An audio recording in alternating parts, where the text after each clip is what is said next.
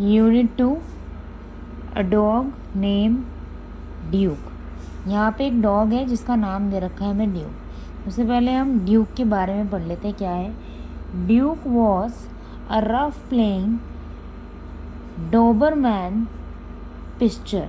देखो डोबरमैन पिस्चर का मतलब है कि जैसे ब्रीड होती है ना डॉग्स की, तो ऐसे ही यहाँ पे ड्यूक है जो रफ़ एंड टफ़ है। रफ़ एंड टफ़ मतलब थोड़ा स्ट्रॉन्ग, जिसे हम कहते हैं, जिसे हैंडल करना मुश्किल हो जाता है, उसे हम कहते हैं। तो ड्यूक एक नाम का एक डॉग है जो एक रफ़ और टफ़ है। और क्या है, डोबरमैन। डोबरमैन क्या है, उसका ब्रीड। 4 ईयर्स ओल्ड का है ये, और 4 साल की उम्र के अंदर वो कितने किलो का है, 23 किलोस का है। His coat was red with farm waste. Dog के ना चेस्ट का जो हिस्सा होता है उसको हम बोलते हैं वेस्ट, ठीक है। तो हिज कोट मतलब उसका जो कलर है ना वो कैसा है, रेड कलर का है। और उसका जो वेस्ट का पार्ट है वो थोड़ा सा फाउंड मतलब क्या होता है, ब्राउनिश कलर, ठीक है, ब्राउनिश सा है उसका चेस्ट का पार्ट। चक हुपर कौन है, चक हुपर है डाउन। चक हुपर यहाँ पर उस ओनर का नाम है जो इस ड्यूक का ओनर आगे बनने वाला है, अभी नहीं बना है, उसको खरीदना चाहता है वो। तो duck Hooper has doubt at first about buying him. तो उसको थोड़ा डाउट हो रहा है उसको खरीदने से पहले। क्यों हो रहा है, क्योंकि जो उसकी वाइफ है मर्सी उसकी वाइफ का नाम बताया गया है। तो उसकी वाइफ मर्सी जो है was not ready a dog lover.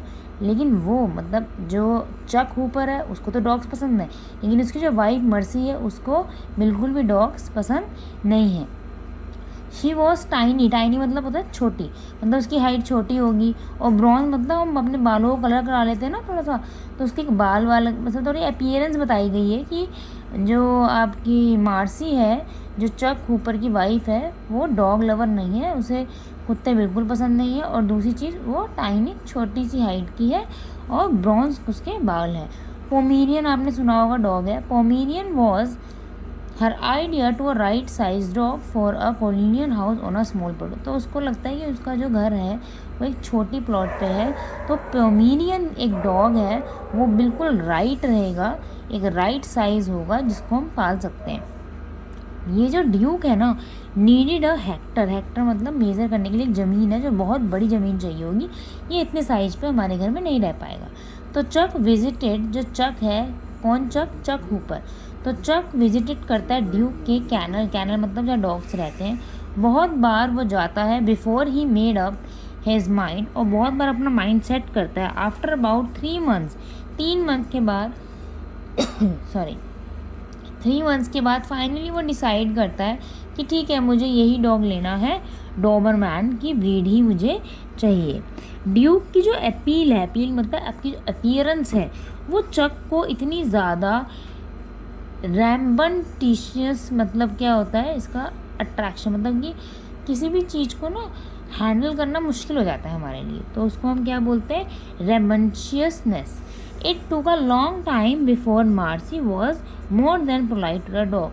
तो बहुत टाइम लगा, लेकिन काफ़ी टाइम तक मार्सी को जो है वो डॉग जो है बिल्कुल भी पसंद नहीं था, वो उसके साथ पोलाइट नहीं हुई। Let's begin the chapter now. Page number 14 next. Now read the following accounts. अब इसके अंदर काफ़ी इन्होंने छोटे छोटे स्मॉल पैसे बांट रखे। इन 1953 की ये बात कर रहे हैं। Hooper was a favoured young man. Favoured मतलब होता है कोई चीज़ आप एक अपीलिंग हो गई, या फिर आप बोल सकते हो किसी को आप प्रेफर करते हो।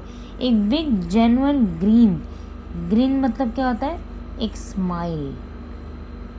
सिविलाइज मतलब होता है अपने आप को सुधारना।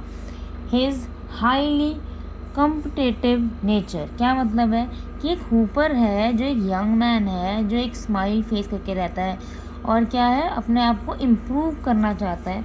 सिविलाइज का मतलब क्या है, लिख देती हूँ मैं, इम्प्रूव्ड करना चाहता है। कैसे, अपने आप को इम्प्रूव करने में बहुत ही ज़्यादा एक हाईली, कि कोई भी गलती हो या कुछ भी हो, सीखने के लिए हमेशा रेडी रहना। तो बहुत ही कम्पिटिटिव नेचर है उसका। और उसकी जो हाइट है वो 6 फुट 1 इंच है, 6 फुट 1 इंच हाइट, ये बहुत लॉन्ग हाइट है, मतलब काफ़ी लंबा है वो। He didn't play a university, even वो यूनिवर्सिटी के अंदर फुटबॉल टीम के अंदर मैच वैच भी खेला करता था। He was already a hard charging zone. Hard charging मतलब होता है एम्बिशियस होना किसी चीज़ के लिए। तो उसका जो बहुत हार्ड चार्जिंग जोन सेल्समैन की वो जॉब करता है, सेल्स मैनेजर है एक केमिकल कंपनी के अंदर, और everything was going on for him, मतलब सब मज़ेदार से चल रहा है।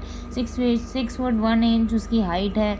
उसके बारे में बता रहे कि यूनिवर्सिटी में फ़ुटबॉल वगैरह भी खेलता था, तो सब इजी गोइंग चल रहा है। देन होता क्या है, व्हेन ही वॉज ड्राइविंग, जब वो एक बार ड्राइव कर रहा होता है home, one autumn tune light, मतलब ना ही दिन निकला होता है और ना ही रात हो रही होती, तो बीच का समय होता है। तो a car speed out in front of, तो अचानक से क्या होता है, कार की एक स्पीड होती है उसके सामने विदाउट किसी वार्निंग के, होता है ना हम यहाँ से जा रहे हैं और कोई और यहाँ से आ गया और बिना कोई हॉर्न वगैरह निकाले, तो होता है ना एक स्ट्रीट है, आप यहाँ से आप चलते जा रहे हो चलते जा रहे हो चलते जा रहे हो चलते जा रहे हो, और यहाँ पर एक स्ट्रीट है, तो अचानक से कोई आ जाता है और बिना हॉर्न मारे, तो यहाँ पे क्या हो जाएगा, टक्कर हो जाएगी। तो इसी तरीके का सीन उसके साथ हो गया।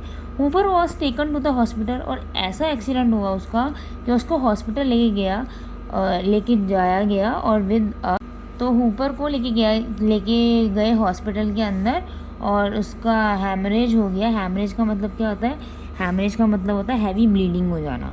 तो हैमरेज हो गया in the motor section in the brain के, मतलब ब्रेन के अंदर उसका हैमरेज हो गया, और वहाँ पर उसकी ब्लीडिंग ही निकली जा रही थी, खून ही खून निकल रहा था, ब्लीडिंग मतलब। और कम्प्लीटली वो पैरालाइज हो गया। पैरालाइज का मतलब क्या होता है, जैसे कोई इंसान का एक्सीडेंट हो जाए, कुछ हो जाए, तो बॉडी का जो पार्ट होता है ना वो वैसे का वैसे ही रह जाता है, ना वो वर्क करता है ना कुछ करता है, तो उसे हम बोलते हैं पैरालाइज। कहीं की देखा आपने, एक साइड की पूरी बॉडी वर्क ही नहीं करती है, हिलती ही नहीं है, तो उसे हम बोलते हैं पैरालाइज। और उसका जो लेफ़्ट पार्ट है, लेफ़्ट साइड है, वो पूरी क्या हो गई, पैरालाइज, मतलब कि अब वो कोई भी वर्क नहीं कर पाएगा, क्योंकि उसके ब्रेन के मोटर सेक्शन के अंदर हैमरेज मतलब हैवी ब्लीडिंग हो गई थी। One of the Chuck's district manager drove Marcie to the hospital, तो उसका जो डिस्ट्रिक्ट मैनेजर था, जो उसका सीनियर होगा चक का, जिसका एक्सीडेंट हुआ था, उसकी जो वाइफ थी मर्सी, उसको लेके, ड्राइव की फॉर्म दे रखी है ड्रॉव, तो उसको लेके आए कहाँ पर, हॉस्पिटल के अंदर। उसने अपने हस्बैंड को देखा, और देखते ही उसे देखा कि कुड नॉट टॉक, वो तो बात ही नहीं कर पा रहा है, लेकिन वो सांस तो ले रहा है चक, और देख भी पा रहा है, लेकिन उसकी जो विज़न है, मतलब कि देखने की शक्ति है, वो क्या होगी, डबल, तो उसको सबको डबल दिख रहा है। और मर्सी जो है फ़ोन अ नेबर, अपने नेबर को फ़ोन करती है, और asking him to put the Duke in the canal, और वो उसको फ़ोन करके बोल देती है कि ड्यूक को कैनल के अंदर फिर से बंद कर दीजिए, क्योंकि इसकी केयर करने के लिए कोई भी नहीं, क्योंकि वो पहले से ही डॉग्स को पसंद नहीं करती थी, और स्पेशली ड्यूक को तो बिल्कुल भी पसंद नहीं करती थी। हूपर रिमेन, हूपर कौन है, चक हूपर, वही जिसका एक्सीडेंट हुआ था, उसका हस्बैंड मर्सी का। Hooper remain on the critical मतलब बहुत बुरी सिचुएशन जो हो जाती है, critical list for a month, तो हूपर को एक मंथ तो ऐसी लिस्ट में रखा गया जहाँ पे उसकी सिचुएशन जो थी बहुत सीरियस थी। आफ्टर अ फिफ्थ वीक के बाद, मतलब कि ओवरऑल 1 मंथ और 1 हफ्ता, और कुछ मैन उसकी कंपनी से आए हॉस्पिटल में उससे मिलने के लिए, और वो उसको बोलते हैं कि Hooper take a year off, तुम एक काम करो, पूरे साल छुट्टी पे ही रहो। They would create a desk job, और तुम्हारे लिए क्या करेंगे, हेडक्वार्टर बात करके हम एक डेस्क जॉब क्या कर देंगे, क्रिएट कर देंगे। आफ्टर 6 वीक के बाद, 5th वीक के बाद तो मैन आए थे, ठीक है, याद रखना। 5th वीक के बाद कुछ ऑफिस से लोग आए थे जिन्होंने कहा 1 साल की तुम छुट्टी ले लो, क्योंकि तुम ठीक नहीं हो। अबाउट 6 वीक के बाद क्या हुआ, आफ्टर द एक्सीडेंट के हॉस्पिटल पुट इन द, और उसको क्या दे दिया था, व्हील चेयर पे, मतलब कि जिसका एक्सीडेंट हुआ था उसकी सीरियस कंडीशन थी, लेकिन अब वो किस पे आ गया है, व्हील चेयर पे, थोड़ा बेटर हो गया है। Every day there was something working his paralysed arm, तो कुछ ना कुछ डेली ना, अब जैसे हॉस्पिटल में रहोगे तो ट्रीटमेंट तो हो गई, तो कुछ ना कुछ डेली उसके साथ होता था, कुछ वर्क होता ही होता था। उसके जो पैरालाइज्ड आर्म थे, और जो उसके लेग थे, जो एक साइड पूरा उसका लेफ़्ट साइड, हमने ऊपर ही पढ़ा था, उसका पूरा लेफ़्ट साइड जो था वो पैरालाइज्ड हो गया था। यहाँ पढ़ा है ना ऊपर हमने, पैरालाइज हिज लेफ़्ट साइड, तो उसकी लेफ़्ट साइड पैरालाइज हो गई थी। तो वहाँ पे हॉस्पिटल में उसको पहले एक्सरसाइज कराते थे, मतलब पैरों की मालिश करना, हाथों की मालिश करना, और उसके बाद उसको बाथ दिलवाना, एक्सरसाइज कराना, और फिर दोबारा उसको व्हील वॉकर पे वॉकर, व्हील वॉकर पे बिठा देना, ठीक है। However Chuck didn't make much headway, तो ज़्यादा उसका कोई काम होता नहीं था, कुछ असर नहीं पड़ रहा था मेनली। मार्च की अगर मैं बात करूँ, मार्च आते आते they let out to the hospital, उसको घर लेके गया गया, वहाँ से हॉस्पिटल से ले गए। एंड आफ्टर द एक्साइटमेंट, पहले तो उसे बहुत एक्साइटमेंट हो रहा था कि चलो यहाँ से निकल रहे हैं, क्योंकि हॉस्पिटल में रहना तो किसी को भी पर्सनली पसंद होता नहीं है, ये तो नर्क सा लगता है। And the home coming war of, वो मतलब एंड जब वो घर आया, चक हिट अ न्यू लो, तो वो एक लो हो गया। ऐसा क्यों हो गया? घर आने की तो एक्साइटमेंट थी, क्योंकि हॉस्पिटल में जब वो होता था ना तो दूसरे इंजर्ड पीपल होते थे, उनसे बात कर लेता था, कुछ होता था। लेकिन अब घर के अंदर क्या है, सुबह सुबह मर्सी अपने काम के लिए निकल जाती है, और स्लेटिंग डाउन का मतलब जब वो गेट को बंद करती है तो ऐसा लगता है जैसे मुंह पे थप्पड़ मारती है वो खींच के, मतलब उसको लगता है कि मैं कुछ कर नहीं पा रहा अपनी लाइफ में, तो ऐसा कुछ उसको फील हो रहा है। और वो इस तरीके से मतलब गेट बंद करके जब जाती है तो उसे बिल्कुल भी अच्छा नहीं लगता, बल्कि उसे और बुरा सा फील होता है। Duke was still in the canal, और ड्यूक जो था वो अभी भी कैनल के अंदर था, क्योंकि ऊपर ही हमने पढ़ा था उसकी वाइफ ने नेबर को फ़ोन करके कहा था कि ड्यूक को कैनल के अंदर भिजवा दो, क्योंकि यहाँ पर केयर करने वाला कोई नहीं है। तो चक जो था वो घर पर अकेला ही रहता था, और उसके थॉट्स उसके साथ रहते थे जो वो सोचता रहता था। Finally they decided to bring Duke home, तो फाइनली उसने डिसाइड किया कि भाई मैं घर में बोर हो जाता हूँ तो मैं ड्यूक को ना घर ही ले आऊँगा। तो चक सैड, चक मतलब वही जिसका एक्सीडेंट हुआ था, तो Chuck said he wanted to be standing when Duke come in, they are stood him up. Duke nails were, जब वो उसको घर लेके आया गया तो देखा गया कि जो ड्यूक के नेल्स है, उसके जो नेल्स थे वो बड़े बड़े हो गए थे, क्योंकि कोई केयर करने वाला नहीं था। तो 4 मंथ्स के बाद जब वो आया, ही कन्फिडेंट मतलब जब वो एक लॉकअप से खुला तो जंगली लग रहा होगा, तो उसके अपने हाथों के नखून वखून सब बड़े हुए थे। When he spied Chuck he stood queenly his 5000 wall, जैसे ही वो खड़ा होके जब उसने चक को देखा, और जो डॉग्स होते हैं ना वो बहुत प्यार करते हैं, मतलब एक बच्चे की तरह आप एक डॉग को अपने साथ रखते हो, तो जैसे ही उसने देखा और भागता हुआ उसके ऊपर जंप किया, जैसे ही वो जंप करके आया तो चक को ऐसा लगा जैसे कि 5000 का झटका लग गया उसको।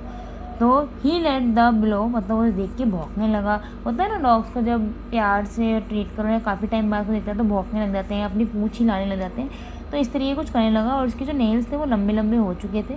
तो himself across the 3 metres of air, उसने जो छलांग लगाई वो कितनी थी, 3 मीटर, मतलब कि वो इतनी लंबी छलांग मार के गया उसके ऊपर, और वो 23 किलोस का था, एक मिसाइल की तरह लग रहा था उसको, इतनी वो खुशी से आ गया जैसे मिसाइल एकदम से ऐसे जाती तो ऐसे भागता हुआ गया, और 3 मीटर की उसने क्या करा, एक छलांग मारी किसके ऊपर, चक के ऊपर, लेकिन वो संभाल नहीं पा रहा था, वो उसे बैलेंस करना पड़ा, Chuck above the bed and causing him fight the keep his balance, तो वो उसको बैलेंस कर रहा था क्योंकि वो हाफ साइड से पैरालाइज था। Those who saw he said the dog knew instantly he never jumped on the, मतलब कि यहाँ पर क्या है, उस डॉग को समझ में आ गया उसी वक्त कि कुछ तो गड़बड़ है यहाँ पर, वो उसको बैलेंस करने की कोशिश कर रहा है, और चक जो था उसके ऊपर वो दोबारा से जंप करके कभी नहीं आया। देखा कितने समझदार होते हैं ना डॉग्स, इंसानों को टाइम लग जाता है समझाने के लिए कि बेटा मत करो, ऐसा मत करो, लगी हुई है, ये है, चोट है, और उस डॉगी ने एक फील करा और उसके बाद उसने वो दोबारा काम नहीं किया, बल्कि वो क्या करता था, he took a pause beside his master's bed, बल्कि वो मास्टर कौन, मतलब कि चक के बेड के आसपास वो राउंड राउंड राउंड राउंड से घूमता रहता था। तो कितना समझदार होते हैं ये लोग। But even Duke presence didn't reach Chuck, लेकिन वहाँ पर क्या हुआ, अब मास्टर के बेड के आसपास घूमता था, लेकिन जो ड्यूक था उसकी जो प्रेजेंस थी वो चक के लिए कोई मायने नहीं रखी थी, कुछ नहीं हो रहा था, उसके होने से भी ना वो ठीक नहीं हो पा रहा था, रिकवर नहीं हो पा रहा था। The once iron muscles snacked on the रेंगली फ्रेम, सीक्रेटली मार्सी क्राइड, वो रोआ करती थी। कौन रोती थी, जो उसकी वाइफ थी वो रोती थी जब वो देखती थी कि वो the man smile fade away, कि वो झूठी स्माइल हंस रहा है, और उसको देख के परेशान होती थी कि इसकी कैसी हालत हो रही है। सर्व फेस लाइन, और उसका जो मुंह था, जो चक का जो फेस था वो ऐसा हो गया था, सीमेंट की लाइन नहीं, सीमेंट के अंदर पानी डालो और उसे छोड़ दो तो जैसे उसके ऊपर लाइन होती है वैसे उसके फेस के ऊपर भी ऐसे लाइंस आ रही थी। और वो हमेशा बस सीलिंग क्या होती है, जो आपकी क्या होता है, रूफ होती है, छत होती है, उसको बोलते हैं, तो वो बस घंटों घंटों उसी को निहारता रहता था चक, क्योंकि उसका कोई काम ही नहीं होता था। Then out of the window को देखते रहना, एंड देन एट ड्यू, बस उसके घर में ड्यू होता था लेकिन उससे कोई फ़र्क पड़ नहीं रहा था। When 2 fellows stairs at each other. Fellows कौन है यहाँ पर? एक ड्यूक और एक आपका चक, जिसका एक्सीडेंट हुआ है। तो एक दूसरे को देखते रहते थे इन अ डे आउट, और कोई होता ही नहीं था, वो तो काम पे चली जाती थी। वन कांट मूव, एक ऐसा था जो हिल नहीं सकता था और एक ऐसा था जो बोल नहीं सकता था। जो हिल नहीं सकता था वो तो था चक, और जो बोल नहीं सकता था वो कौन था? ड्यूक। एंड बॉर्मन seats in, Duke finally couldn't take, वैसे तो वो बैठा रहता था चुपचाप, लेकिन पता नहीं उसे उस दिन क्या हुआ, उसे ये चीज़ बर्दाश्त नहीं हुई, सिर्फ बैठे रहो बैठे रहो। And from a motionless coin की तरह जो बैठा होता था फ्लोर के ऊपर, he didn't speak to feet and quilling with the impatient, उसको पता नहीं क्या वो उठा और वो या रफ, मतलब ये एक एक्शन, ये बोलने का तरीका होता है कि बैठ जाओ अपनी उसकी तरफ से। लाई डाउन ड्यूक, नीचे बैठो। तो Duke stare to the bed, लेकिन वो बैठा नहीं, स्टार्क टू द बेड की तरफ आया। पोक्ड हिज नोज, उसने अपने नोज़ को पॉइंट आउट किया। नोज़ को ऐसे घुसाते रहते हैं ना ये लोग, तो नोज़ को उसने क्या किया, एल्बो के, चक के एल्बो के अंदर घुसाया और उसको ऐसे करने लगा कि खड़े हो जाओ खड़े हो जाओ, लिफ्ट करने के लिए। लेकिन उसका कुछ हुआ नहीं, वो एनकरेज करता गया, लेकिन वो खड़ा नहीं हुआ। उसने कहा go and around the house Duke, चलो जाओ और जाके घर का चक्कर लगा लो, ऐसे करके। बट ड्यूक वुडंट, लेकिन ड्यूक वहाँ से नहीं गया। ही लाई डाउन ऑन द, और वो वहीं पे बैठ गया उसके पास और री अप्रोचफुल आई से देखने लगा। री अप्रोच मतलब क्या होता है? To look and show the criticise someone, मतलब कि वो अपने एक डिसअपॉइंट आंखों से उसको देखने लगा। किसको? हूपर को, अपने मालिक को। एन आवर लेटर, 1 घंटे बाद, he would came over a bed again, वो दोबारा आया और दोबारा से उसने अपने उसको हिलाया, नाक को पोक किया, उसको उठाने के लिए करा, लेकिन वो नहीं उठा और वो बैठा रहा। लेकिन क्योंकि उसको पता ही नहीं था कि वो उठ नहीं सकता है मालिक उसका, और वो बेचारा उठ पा नहीं रहा था, वो क्या करे, ना उसको घुमा पा रहा था ना कुछ कर पाता था। एक दिन क्या हुआ, वन इवनिंग, टोटल जो है इसके अंदर छोटे छोटे 33 इन्होंने छोटे छोटे स्टैंडर्ड से बनाए हुए हैं। तो अभी हमने कितने कर लिए हैं? 15 हो गए कंप्लीट। हाफ चैप्टर ओवरऑल हमारा ख़त्म हो गया, अब बचा है सिर्फ हाफ चैप्टर।